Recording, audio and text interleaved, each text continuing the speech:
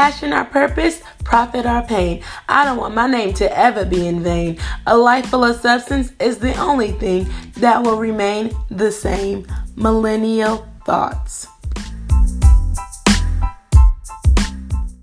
Welcome back to Millennial Thoughts with your girl Alicia. As you all know, we are doing a travel series. So I have another person from the internet that I met.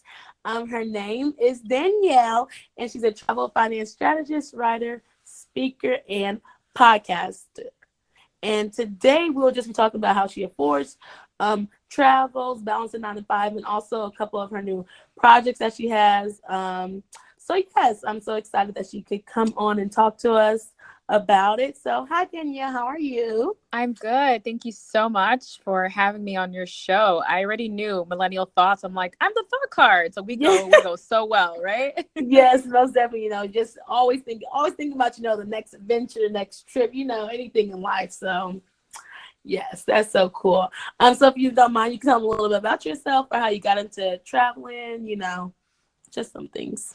Yeah. So my name is Danielle Desir, and I am the creator of the blog called The Thought Card. And it's a travel finance blog that really shares how to afford travel, but also take care of all your other financial responsibilities. So I shared a lot about my student loan debt repayment story. And now that I'm a homeowner, I'm sharing more about home ownership as well as building wealth and investing. So my travel story really started from when I was a little girl. I would spend every summer with my grandparents in Haiti. And that's where I really learned how to speak a different language. I learned about different cultures. I pretty much immersed myself and I became like a local. But what happened is that, at a certain point in life, which was high school, like travel kind of became uncool because I really wanted to spend summers with my friends, going to the movies and, just being a teenager. But then I realized that, I really wanted to start traveling in college.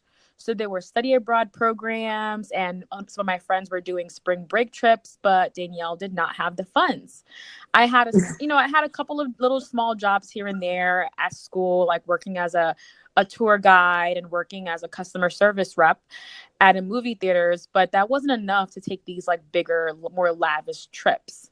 Mm-hmm. So what I decided to do is that I vowed to myself, after I graduated from school, I would get my job, my first job, and I would save enough money to go on my dream trip, which that trip was a week-long trip to Paris, which I actually made happen, which was really, really exciting. Yeah. Yeah, so I I traveled wonder. solo to Paris for the first time after graduate school, and that really is what opened up my eyes to see, okay, like if I really want to make travel a financial priority in my life, I have to move differently. I have to be creative. Because at the time I also had student loan debt and I had other financial goals that I wanted to tackle, but I also wanted to travel. So that's really where it all began. And now in 2019, I've traveled to 26 countries. So I've been putting in a lot of work. Yes. Do you have a goal of like how many countries you want to get by a certain age or something like that? No, I keep it really open. I really like to follow the flight deals. So whenever something exciting and new and affordable comes towards my desk, I just jump on it and go. So like at the end of this year, I'm going to be going to China. So China wasn't necessarily on my dream list anytime soon, but the deal was so good I couldn't say no. So that's really how I operate now. Oh yeah, speaking on that, that's a good thing too. Like people like, oh, how you travel? Where do you go this place? You just gotta go where you can see the flight deals at. It's not so expensive, and it's just like sometimes if you travel when it's like not a popular destination or something like that, you can get better deals and things like that. Yeah, for sure. For me, like following the flight deal has led me to some amazing places like Oslo and Sweden. I've been to Iceland 3 times. It just really opens you up to different places that you might not necessarily have thought about, but you're like, hey, the flight is really good. A lot of times flights to Europe right now are cheaper than going to the West Coast or going to, traveling from West Coast to East Coast. So if I'm gonna spend some money, I might as well just go to a different country. That's how I think. Right. I definitely understand that one. So did you so you didn't study abroad in undergrad, or you did study abroad in undergrad? I did not study abroad in undergrad. It was way too much out of pocket. My scholarships unfortunately did not cover it. So that's when I decided, you know what, even though I can't do it now, it doesn't mean that I can't do it in the future. Oh, snaps. Hello. Hello. Yes. Sorry, it cut like in and out, but I can edit it, but no problem. It like went out. Sure, no problem. I can say that again. Mm-hmm. Okay. So I did not actually study abroad in college. The financial aid package that I had did not cover it, and I decided not to take out more student loans for it or pay for it out of pocket. But that really fueled me to say to myself, you know what, I really want to do this, and it's okay. I can delay this right now. And that's really what spurred me saving for my first trip to Paris. Yeah, and that was after graduate school, right? Yes, correct. Okay. I was just trying to make sure undergrad and grad. Okay, because I wanted to study abroad in grad school, but it was like so much money. I was like, okay, well maybe not. But since I already did an undergrad, I was just like, okay, you know what? I already studied abroad. I don't need to pay $4,000 more, something like that, to get into more debt to go and study abroad. And the thing is that, like, now, because I have a podcast, I actually was able to talk to someone who shared with me so many more tips on how she was able to make it by doing scholarships and grants and things that I didn't even think about. So if studying abroad is on your, on your wish list or to-do list, like, there are resources out there, and I would definitely recommend it if you can do it. Yes, most definitely. And so that you do travel a lot, but you also have a podcast and you also have a blog. How do you balance everything? So I also have a full-time job. So with all those things, it's really about prioritizing. And I really try to designate certain days to certain parts of the things I'm working on. So for example, Mondays might be working on my blog posts, so writing and editing. And then Tuesdays I work on creating content for my podcast. And then Wednesdays I do something else. So I kind of designate days for the different types of things I'm doing in my life. And I keep my to-do list really short, between 2 to 3 things that I can cross off at the end of the day. That helps a lot. And also, I have a long commute. So if you have a long commute to work, that's a great time to get some things done. So I do a lot of social media and responding to emails and pitching during my commutes. And that helps to just get more things done in a day. Oh, you mean commute like a bus or something like that? Like taking a bus or... Yes. Work or something? Yeah. Oh, okay. I do see that. Some people's I know one girl, she's like, oh my gosh, just if I had a driver, that would free up so much more of my time and I could do so much more. That's true if you have long commutes or you always have to travel. Some people have to be on the road for work and stuff like that. Right. So I'm like, dang, you could definitely get a lot done if people are driving for you and stuff like that. But that's cool. And so with that, where do you, I guess, see the Thought Card going and being in the next 5 years or 10 years? Wow. Do you have? So I've been blogging for the past over 4 years now. So it's just, I don't know exactly where it's going to go, but all I know is that it really follows my journey. So as I grow and as I learn and as I evolve, my blog is really there to be a reflection of me. And I hope that my readers and my listeners on my podcast can see their own journeys and my journey as well. And my whole goal for what I do is to really help others to do it better than me, to do it faster than me, to do it more affordably than me. So I think transparency, especially in the travel and money space, is really important. Whenever someone says, something like, oh yeah, you could travel the world for free, please give them the side eye, because travel costs money and it's not something that is impossible, but you have to, personally, I feel like you have to be strategic, and if you have other competing priorities, you have to be creative too. So that's really what the blog is all about. And I started my podcast a year ago now, actually, and I love it. It's a great way Mhm. for me to talk to other travelers, to talk to other people who have interesting money stories, and I've learned so much in the process. So those are the things I'm working on. Oh yeah, I was gonna say, what made you like what made you call it the thought card? Sure. So the person I was dating at the time would, whenever we would get into like little tidbits, he would send me thought cards. So it would be like an email or a handwritten note sharing Mm-hmm. his ideas and thoughts. And originally, when I first started getting these, I was like, this is lame. Can you just open your mouth and talk to me? But then over time, like I really took a liking to just sitting down and writing my thoughts. So pretty much the thought Oh. card is just all of the thoughts that I have on travel and money. Okay, I like that idea. Hopefully, don't ask for what is it called? People like, oh, give me my credit type stuff. but Exactly. but yeah, and then so you just went from the blog to the podcast, and then so the podcast you just like talk to people on there and different things about that. So yeah, that's cool. I was just like, oh, that's interesting. I wonder like how people think about like how to name their blogs, how to name their podcasts, and stuff like that.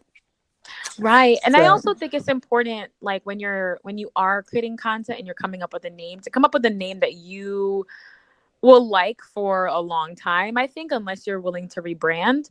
Because mhm. sometimes you start a project as one thing and it transforms to something else. So Yes. if you limit yourself in terms of your name, you'll have to rebrand. But for me, the Mhm. thought card could be anything.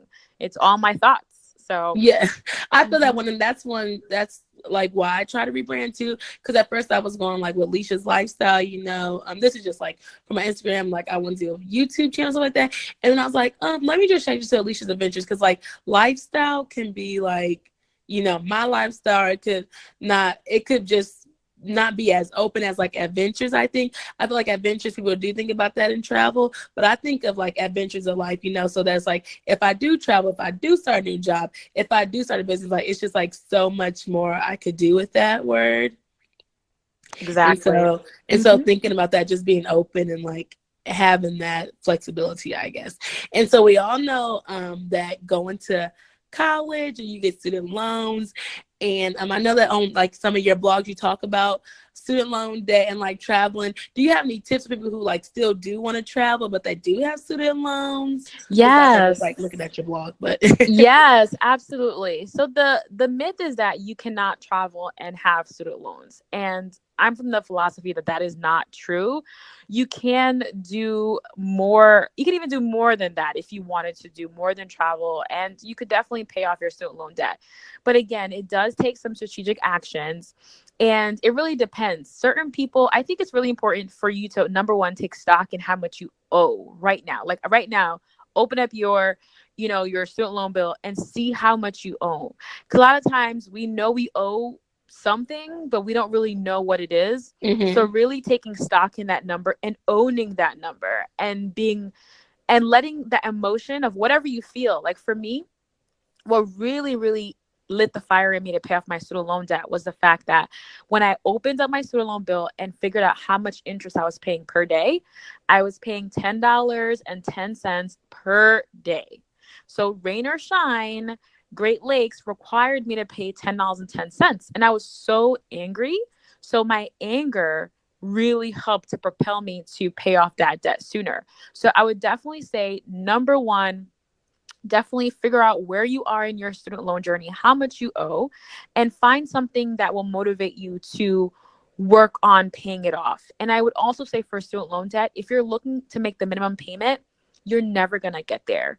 What hmm is required for you to get to being debt free is to going above and beyond what is required of you. So for a lot of my repayment was just throwing money at my student loans. I had $63,000 of debt at the beginning, and I wasn't even making that much money at the when at my first job out of college. So it definitely felt like I was climbing up a mountain, but it just literally like it just snowballs into like this massive, like when you start taking action, it's just really slow snowballs. So I would say that. Number two, I would say, do you have a travel fund? So I also believe that it's really important for you to put money aside for the different goals that you have. So if travel is something that you want to do, make sure you have a like, bank account for it. And every time that you can, start putting money aside for your travel fund. So you could give it a creative name like, Las Vegas with Bay or Girls Trip to Bali or whatever you want to do. Give it a fun name and consistently save towards travel. So when I first started saving for travel, I would start with $25 every 2 weeks. So I know some people might laugh at that and be like, oh my God, that's nothing. But it literally, that was how I got my way to France. you know, all the small change and all the it's just literally compounding. It's just once you start taking action and it'll just lead to massive action in the end. So those are my tips. I would say know your numbers, definitely feel what you have to feel when you're looking at how much student loan you owe. And if it makes you angry, great. Use that to pay off your debt faster. If you want, definitely open up a travel fund, make it a separate bank account so it's not commingled in everything else, and then save consistently towards it. Even if it's $5, $10, $25, it's a good way to start. And at the end of the year, you'll be so glad that you have some money saved up for a trip. Right. And do you have any travel like credit cards or anything like that you use? Just wondering. I don't know. Some people have like American Express or like the Chase card, something like that, credit cards or Yes. whatever. Yes. So I would say travel credit cards and travel hacking is an advanced topic.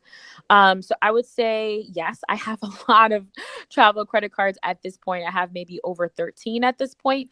Oh. There are different cards. So I definitely would say if you do want to get into travel hacking, do your research, read blogs. There are a ton of blogs.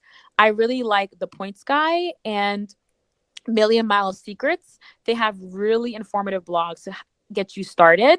But I would also say to go with the Chase cards first, because Chase really has these really strict requirements that if you kind of start surpassing them, you kind of get X'd out of getting Chase cards. So it's called the 524 rule. So I would say if you are going to start travel hacking, go with Chase. They have the Freedom, they have the Preferred, they have a lot of different options. So start with those and then continue to branch off. Now, the whole point of the credit card hacking is for you to take advantage of the points and miles for free travel. So every time you sign up for a credit card, the point is to get a bonus, a sign up bonus that you could use towards a free trip. Okay. Yeah, I have recently heard of like travel hacking, stuff like that. People talk about it and things. I haven't started it. I just graduated. So now I'm just like, okay, I was really not trying to get a credit card ever. But I said, oh, get a credit card to get points to travel? Okay, that sounds like something I could do. Yeah. And the thing is that, like, I definitely understand that people may be apprehensive about getting a credit card. It might not be for you, and that's totally, totally fine. But again, there are perks of getting, points and miles can get you free trips. So a lot of times I'm flying, let's say the last place I went to was London. I flew on points and miles. I didn't have to worry about, the ticket price minus the taxes and fees I had to pay out of pocket. But that's just like an expense that I didn't have to incur, so that's the wonderful part about it. But for credit cards, especially, I would say treat it like a debit card. With a debit card, you swipe and the money comes out of your bank account immediately. So pay off your credit card routinely, like multiple times a week, I would say. That's what I do. So keep your balance low. So if you use your credit card like a debit card, you will not be getting into credit card debt, paying a lot of interest. So that is a hack that I highly recommend. Oh, okay. I see what you're saying. Yes, and also you mentioned that you solo traveled to Paris. I know that's becoming more popular. Well, I feel like people have been doing it, but they haven't been talking about it much. And people were like scared and nervous and going to another country and being solo travel. Do you have any tips for like somebody who wants to just, well, not get up and go, but just somebody who wants to go to another country that they may not speak the language and they're going by themselves? Yeah. So, I mean, though that's twofold. So one of them is building the confidence to solo travel.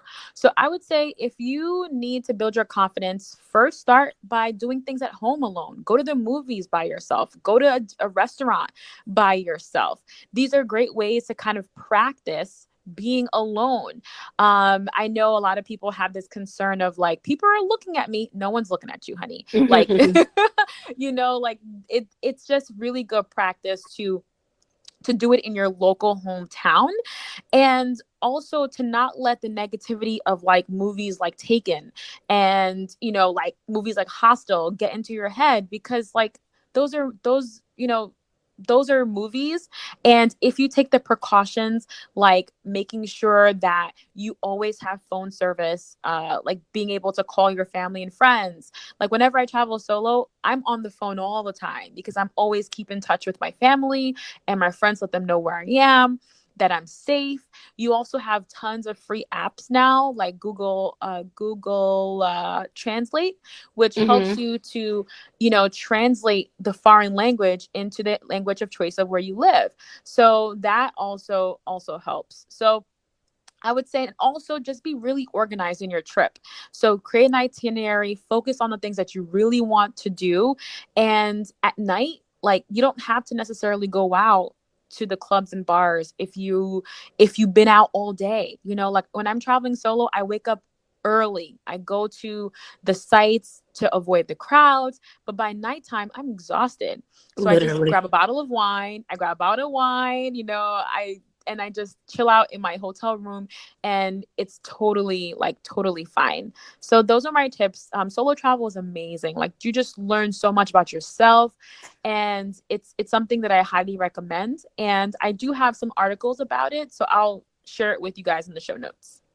Yes. Do you think that people should solo travel in the United States before you think they should go abroad? Or you think go big or go home? Like, I think it really depends. Again, it depends on your budget. So I've done a oh, lot of that's true. solo travel in the US. So I've been to places like Chicago. I really love Chicago. It's really, really fun.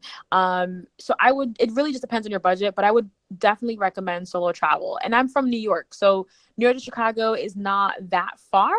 And that's like a really great way to kind of get your feet wet. I traveled to San Francisco often as well. So go to the cities that inspire you, that you are really captivated by, and Mhm. start there. But you can also go big and go home. Like Iceland Mhm. is a really great place for solo travel, and other places like Sweden. There are so many just different countries. So if you are thinking about solo travel, do a quick Google search also, and Google like, what are the safe places for female solo travelers, and you'll see a bunch of top 10 lists and see which Mhm. one speaks to you. Yes, oh my goodness. I was just talking to somebody. She was like from Gambia, and I was like just asking her questions. She's like, "Well, yeah, Gambia is safe," and she like went to Turkey. She's like, "Yeah, Turkey is safe to go by herself." Also, I think that's too like talking to people and knowing like what's going on. People that places that people have been and stuff like that. I'm like, okay, I'm gonna put that on my list to do a solo trip there. Like sometimes you never think about places that you would go. Like, oh, I want to go here, but I don't know too much about it. I think that's great too. And so I know like you're working on a lot of things, and that you have some projects that are coming up and that you started. So just like talk about it. I guess you can tell them and what made you do it and what is the next steps when they're coming out and stuff like that. So yeah. Yeah. So I've been like super busy, but I just been doing a lot of things that I'm really passionate about. So I recently released a Iceland travel guide. So I've been to Iceland 3 times, and after writing lots of articles on my blog and other publications, I said, you know what? Let me just sit down and compile all of my tips for traveling to Iceland. So this book is really helpful for those who are looking to have an affordable, adventurous, and culturally enriching trip to Iceland.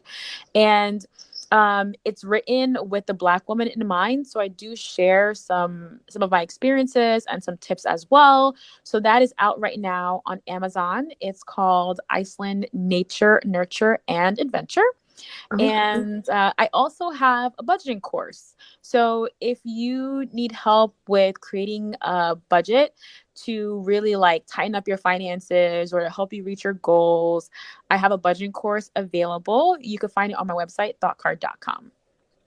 Okay, yay. And is there anything else social media or anything else that you'd like them to follow you on to keep up with you? Yeah, so I'm the Thought Card across the board on social media. That includes Twitter, Instagram, and Pinterest, and also Facebook as well. And if you want to check out my blog, it's called thoughtcard.com. And if you are interested in listening to a podcast, it's called The Thought Card. You can find it on Apple Podcasts, Google Podcasts, Stitcher, TuneIn, all the places. Okay, well, yes, thank you all for letting us know the things that you have going on, and hopefully if y'all are interested, y'all should definitely go check it out because there's a lot of stuff on the blog. I've looked at it like a couple times already, and they're just like so informative, and it's so cool to see people doing what you want to do. So if you're into traveling, you can do it. Just make sure you're thoughtful with it. Is there anything else that you would like to tell them, or tips or tricks or anything? Yeah, I would just end by saying that, like, you can afford anything in life. It might take some sacrifices, it might take some creativity, it might take being thoughtful, but whatever you put your mind to, you can do. And, for me, the word can't doesn't exist. So I can do it, and I know that you can too. Well, there y'all go. That's great. There you go. Buying houses, student loans and all, you still can travel, or you still can do what you want to do. So I would like to say thank you so much for coming on here and talking about travel and being a part of this series or whatever that I am doing. Thank you so much for having me. This was a lot of fun. Yes, you are so welcome. I'm so glad, fellow podcasters. And so, yeah, that's cool. So thank you. Have a great rest of your day. Thank you. Later. Thank you. Bye.